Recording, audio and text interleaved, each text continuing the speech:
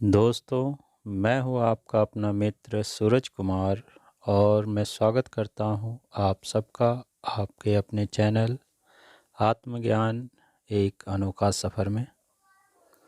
दोस्तों, आज का मेरा प्रयास है मनुष्य के अज्ञानवश किए जाने वाले अलग अलग देवी देवताओं की पूजा का खंडन करना। आज पूरे विश्व में देवी देवताओं के विभिन्न रूपों की पूजा की जाती है और अज्ञानवश उसे ही ईश्वर मान लिया जाता है। मैंने अपने पहले वीडियो में भी इस विषय पर चर्चा की थी और उस परमेश्वर के तत्व ज्ञान को समझाने का प्रयत्न किया था, क्योंकि बिना तत्व ज्ञान के उस परमेश्वर को समझना असंभव है और जिसका ज्ञान अधूरा है उसकी भक्ति भी अधूरी रह जाती है। वह परमेश्वर सर्वशक्तिमान और सर्वगुण संपन्न है। उसने कोई कंपनी नहीं खोल रखी है जिसमें अलग अलग कार्य अलग अलग देवी देवताओं को बांटा हुआ है। सोमवार है तो आज शिव जी की पूजा करो, मंगलवार है तो हनुमान जी की पूजा करो, बुधवार है तो बुद्धि की देवी सरस्वती जी की पूजा करो, बृहस्पतिवार है तो भगवान विष्णु जी की पूजा करो, शुक्रवार है तो धन की देवी लक्ष्मी की पूजा करो, शनिवार है तो न्याय के देवता शनि देव की पूजा करो और रविवार है तो भगवान सूर्य देव की पूजा करो। अरे, मैं तो कहता हूँ अगर इन मूर्खों का बस चले तो पूरे वर्ष के 365 दिनों में 365 अलग अलग देवी देवताओं की पूजा का विधान बना दें। उनकी पूजा के लिए अलग से गाने के लिए एक आरती वंदना कथा ग्रंथ और उपनिषद आदि का निर्माण कर दें। संभवतः जैसा कि हमारे पुराण ग्रंथ और उपनिषद आदि के महान रचयिताओं ने किया। धर्म, अर्थ, काम और मोक्ष आदि की प्राप्ति के लिए अलग अलग ग्रंथों आदि का रचना कर दिया गया और उसकी पूर्ति के लिए अलग अलग व्रत, पूजा, विधि, नियम और सामग्री आदि बताए गए। कभी कभी मुझे हंसी आती है जब हमारे ही धर्म के लोग यह कहते हैं कि हमारा हिंदू धर्म ही सनातन धर्म है, यही सर्वश्रेष्ठ धर्म है, क्योंकि इन मूर्खों को यही नहीं पता है कि मानवता, प्रेम और भक्ति इससे बड़ा दूसरा कोई धर्म ही नहीं है।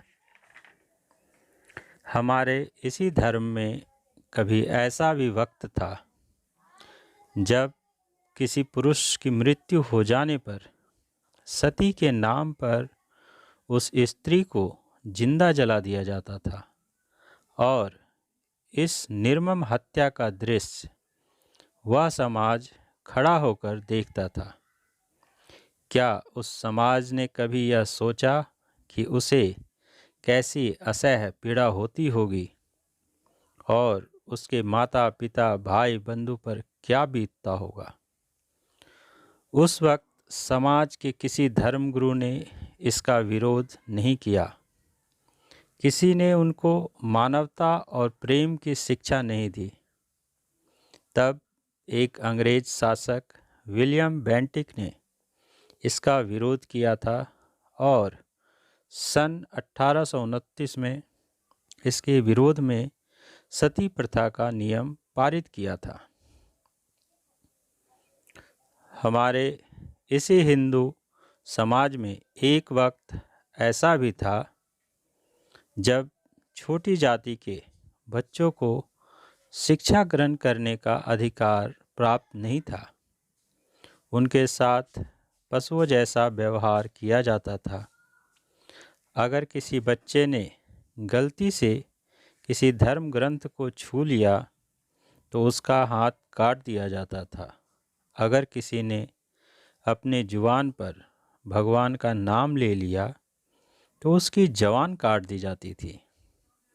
अगर गलती से कोई मंदिर में प्रवेश कर जाता तो उसे अपवित्र कहकर सूली पे चढ़ा दिया जाता या जिंदा जला दिया जाता था। अरे अगर किसी छोटी जाति के व्यक्ति की परछाई भी किसी उच्च जाति वाले की परछाई से छू जाता था तो भी वो खुद को अशुद्ध समझ लेता था और उसे स्नान आदि करके शुद्ध होना पड़ता था। हालात तो यह था कि उनके हाथ का पानी भी कोई उच्च वर्ग के लोग पीना पसंद नहीं करते थे। ये तो मैंने हमारे अपने इस हिंदू धर्म के इतिहास की कुछ गिनी चुनी घटनाओं के बारे में आप सबसे बताया है। अगर आप चाहें तो इसकी विस्तृत जानकारी इतिहास के पन्नों में देख सकते हैं। यह सब मैंने आपको सिर्फ इसलिए सुनाया है ताकि आप यह समझ सकें कि सनातन धर्म सिर्फ और सिर्फ मानवता, प्रेम और भक्ति ही है। जिस धर्म में इसका अभाव है वह धर्म सनातन धर्म नहीं हो सकता। बाकी के सभी धर्म सिर्फ और सिर्फ उनके धर्म गुरुओं द्वारा उनकी कामनाओं और इच्छा की पूर्ति के लिए बनाए गए हैं। मेरा आप सबको यह बताने का सिर्फ एक ही मकसद है, वह है आपके अज्ञान के बंधन को तोड़कर आप सबके अंदर मानवता, प्रेम और भक्ति का सही ज्योत जलाना। मेरा मकसद पूरे विश्व को मानवता, प्रेम और भक्ति के अटूट बंधन में बांधना है ताकि पूरे विश्व में प्रेम और शांति कायम हो सके। अतः मेरा मत है कि आप सभी अपने जीवन में एक बार अवश्य भागवत गीता को पढ़ें। भागवत स्वयं भगवान की वाणी है। इसमें समस्त वेद, उपनिषद, ग्रंथ आदि का ज्ञान समाया हुआ है। समस्त ज्ञान और भक्ति का निचोड़ इसमें समाया हुआ है। भागवत अमर ज्ञान, अमर प्रेम और अमर भक्ति का समागम है, जिसके गुणों की महिमा अगर मैं अनंत जन्मों तक भी आपको सुनाता रहूं तब भी कम है। भागवत में स्वयं भगवान ने ब्रह्म को स्मरण करने की विधि बताई है। ओम तत्सत् इति निर्देशो ब्रह्मणश्च त्रिविधे स्मृत ब्रह्मणश्च तेन वेदाश्च यज्ञाश्च विहिता पुरा। ओम तत्सत् यह तीन प्रकार से ब्रह्म अर्थात उस परमेश्वर का नाम कहा गया है। उसके स्मरण की विधि बताई गई है, जिससे सृष्टि के प्रारंभ में ब्राह्मण, वेद, यज्ञ आदि अर्थात पूरी सृष्टि की रचना हुई। ओम तत्सत् को आपको समझाने के लिए इसकी व्याख्या मैं आपके लिए विस्तार से करूँगा। ओम साधारणतः लोग ओम को एक शब्द या ध्वनि के रूप में समझते हैं। ओम की व्याख्या कुछ लोग आरंभ, उत्पत्ति और अंत से भी करते हैं। मेरे मत से ओम उस परमेश्वर का सूचक है। तत् शब्द का अर्थ कुछ लोग कहते हैं वाह। मेरे मत से तत् शब्द अर्थात तत् उस परम अविनाशी तत्व से है। सत सत शब्द का अर्थ है जो सत्य है, जो सनातन है, जो सदा और सर्वदा एक जैसा ही रहता है, जिसमें कभी कोई विकार पैदा नहीं होता है। वह काल की सीमाओं से भी परे है, जो स्वयं काल का भी काल है। इसलिए ईश्वर का एक नाम महाकाल भी है, जो अनादि है, अनंत है, जिसे उसके सिवा कोई और नहीं जान सकता और ना ही समझ सकता है। इसलिए उसे अव्यक्त भी कहते हैं। इस शब्द की व्याख्या मैं जितना भी करता रहूं वह कम है। कुल मिलाकर यह समझें कि ओम तत् सत ही सत्य है, और जो सत्य है वही सनातन है। सत्य कभी किसी क्षेत्र और सीमाओं में नहीं बांधा जा सकता। सत्य किसी धर्म का मोहताज नहीं है, क्योंकि उससे बड़ा दूसरा कोई धर्म ही नहीं है। इसलिए अगर आप किसी नाम से उस परमेश्वर की भक्ति करना चाहते हैं तो ओम नाम का स्मरण करें, क्योंकि उसी से समस्त सृष्टि और समस्त देवी देवता उत्पन्न होते हैं, और सृष्टि के अंत में ये समस्त सृष्टि और समस्त देवी देवता उसी में समा जाते हैं। वही इस सृष्टि को बनाने वाला है, वही इस सृष्टि रूप में दिखाई देता है, और वही इस सृष्टि का पालन पोषण करता है। वही इस सृष्टि का अंत भी करता है। वही इस अनंत कोटि ब्रह्मांड का एक अकेला मालिक है। वही सब कुछ और वही सब कुछ देने वाला भी है। बहुनाम जन्मनाम अन्ते ज्ञानवान माम प्रपद्यते वासुदेव सर्वमिति स महात्मा सुदुर्लभ।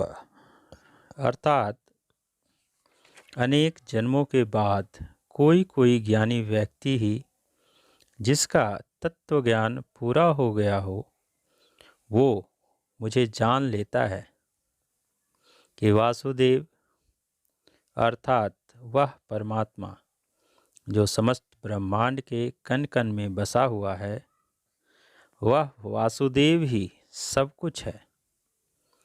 ऐसा तत्वदर्शी महात्मा बहुत ही दुर्लभ है। इसे अच्छी तरह समझने के लिए यह जानें कि सृष्टि के आदि में भगवान के पास अपने सिवाय कोई दूसरी सामग्री नहीं थी। इसलिए वो स्वयं संसार रूप से प्रकट हुए हैं, और वही अनेक रूपों में दिखाई देते हैं। इस सृष्टि के अंत में अर्थात महाप्रलय के समय एक भगवान ही शेष रह जाएंगे। इस प्रकार जब आदि मध्य और अंत में एक भगवान ही रहते हैं, तब कोई दूसरा कहाँ से आ सकता है। इसलिए जो तत्वदर्शी मनुष्य हैं, वह अद्वैत में द्वैत को और द्वैत में अद्वैत को जान लेते हैं। वह वासुदेव सर्वमिति का अर्थ भी जान लेते हैं। दोस्तों, आज मैंने आप सबके सामने ईश्वर के उस परम तत्व की व्याख्या अपने शब्दों में करने का एक छोटा सा प्रयास किया है। अगर आप सभी को मेरा यह कोशिश अच्छा लगा हो तो मैं आप सब से यह प्रार्थना करता हूँ कि आप सब मेरे इस कोशिश को सफल बनाने में अपना सहयोग और समर्थन दें ताकि मेरी यह कोशिश सफल हो सके। इसी के साथ आज की यह यात्रा समाप्त करता हूँ। फिर मिलेंगे इसी आशा और विश्वास के साथ। आप सभी का प्रेम पूर्वक धन्यवाद। हरि ओम शरणम।